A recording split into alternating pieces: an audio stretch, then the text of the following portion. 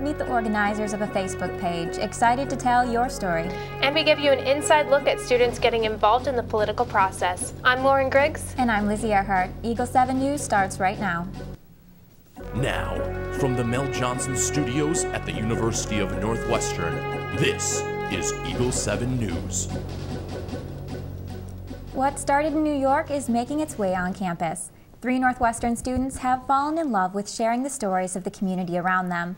Eagle 7's Melka Elias found the story. Caught up with the creators of one of Northwestern's most popular Facebook pages, Humans of Northwestern. Here's what they had to say. I think people like stories. And at Northwestern, people love stories. Inspired by Brandon Statton's popular Facebook page, Humans of New York, Ruti Dodo, Nathan Elias, and Yoel Shabeshi created Humans of Northwestern, which gained popularity overnight, earning over 50% of the student body's support. By basically sharing snippets of people's stories, we'd hope to just promote community on campus. Snippets posted in the form of a photo. Our goal is to portray Northwestern as accurately as possible in terms of the demographics. So we make sure that there's equal representation of guys to girls, staff, ethnicity, faculty. And then from there, having gone through that process, it's just picking someone. Each week, they seek to bring unity to the community by posting one photo of a student, staff, or faculty member along with their stories. It's a way for us to get to know one another, and we see so many different faces just every day, and it's like another way to interact with each other. Shabeshi states, the page helps users focus on the bigger picture. Just as a user, to see all the different stories and all the different things going on reminds me that there's a bunch of cool stuff going on at this campus and a whole bunch of stories that haven't been heard yet. And they hope it will have an impact on you. I mean, if something moves you, introduce yourself and talk about life. Just share time together. For Eagle 7, I'm Melka Elias.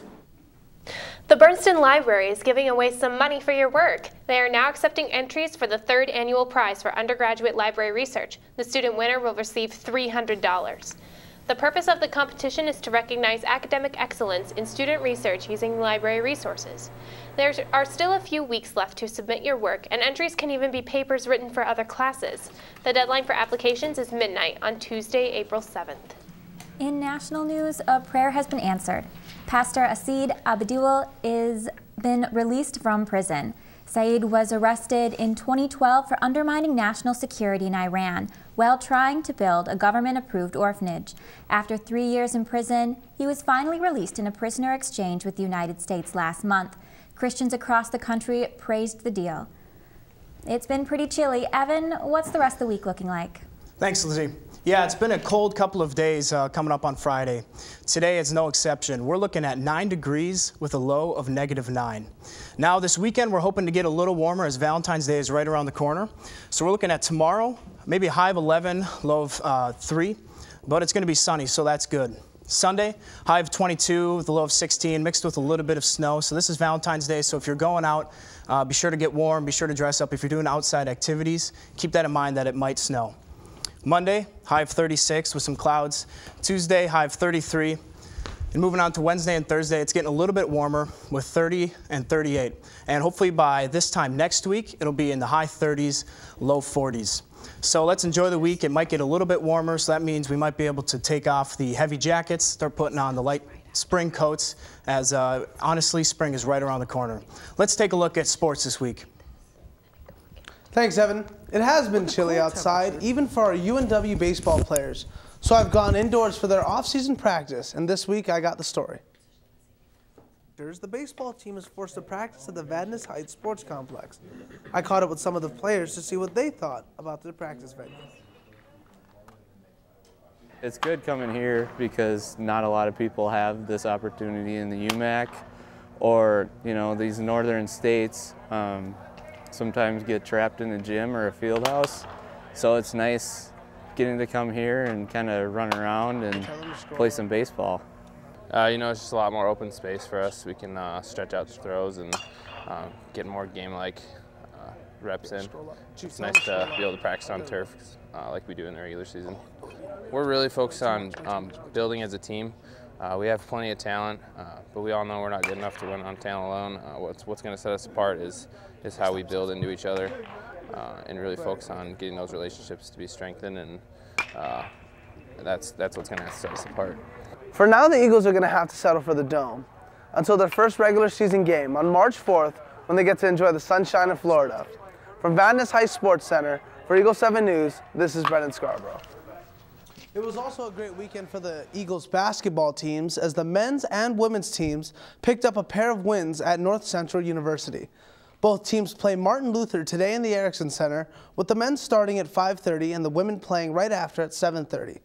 The women's tennis team also won this weekend against St. Benedict University, 6-3.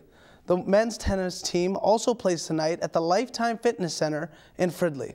The track team also has a meet this weekend at UW Superior, And finally, congratulations to Karen Moe on winning UMAC Player of the Week for women's tennis.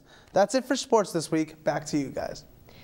It might surprise you that some Northwestern students are traveling a long distance to support their candidates for president.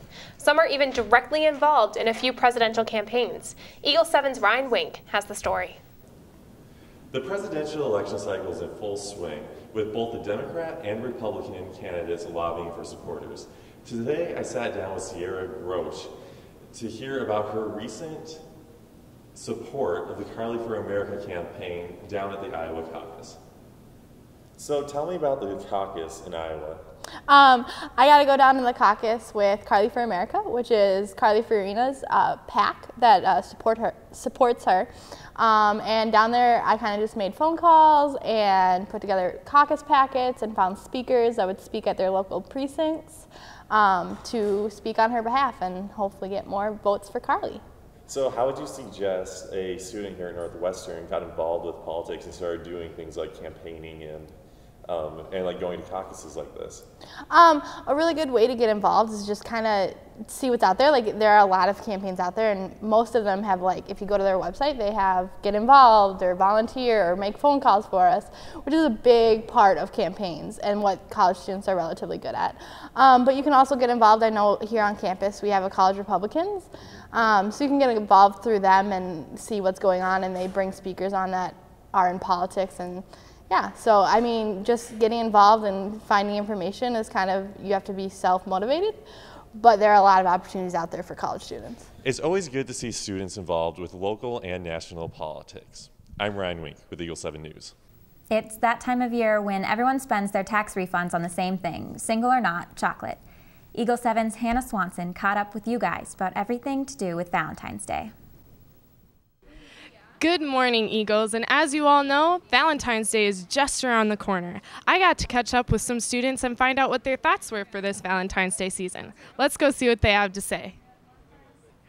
So, Katie, what's the first thing that comes to your mind when I say roses? Romantic. All right, I'm sitting over here with Ben, and Ben, what is the first thing that comes to your mind when I say chocolate? Yum. Yum? Yeah. Do you have a girlfriend? I do. Are you going to get her chocolate? Probably not. So I'm sitting here with Alana. Alana, what are your plans for Valentine's Day? Hopefully me and the roommates are going to go see a movie and eat popcorn. Chocolate. Cocoa. Valentine's Day. Love. Teddy bear. Roosevelt. So do you have a girlfriend? No. If you did, what would you do for a date? Well, our generation loves Netflix, so probably Netflix and maybe ice cream, because girls like Netflix and girls like ice cream. Well, thank you guys all for your participation. I'm Hannah Swanson for Eagle 7 News, and happy Valentine's Day. This week, we're bringing you a new segment on Eagle 7. Here's Joe Sutton with What's Trending. Thanks, guys. Well, this is Eagle 7's What's Trending, and we're just going to get right to the point. Starting in sports, Marshawn Lynch on Sunday announced his retirement, went to Instagram and posted a picture of his cleats on a telephone pole. Later on, his sports agent said after 9 years, he will be giving up the game. Moving into basketball, Kobe played LeBron for the last time ever on Wednesday. Unfortunately, they lost 111 to 120, but it was a great game, and he got a standing ovation, and he gave LeBron a pair of shoes and signed them, so that's always nice. Moving on to fashion and entertainment, Kanye West is dropping his album today, actually, and he just dropped his Yeezy Season 3 clothing line yesterday. So if you're looking and you want to check out some new clothes for overly priced, you should go take a look at that.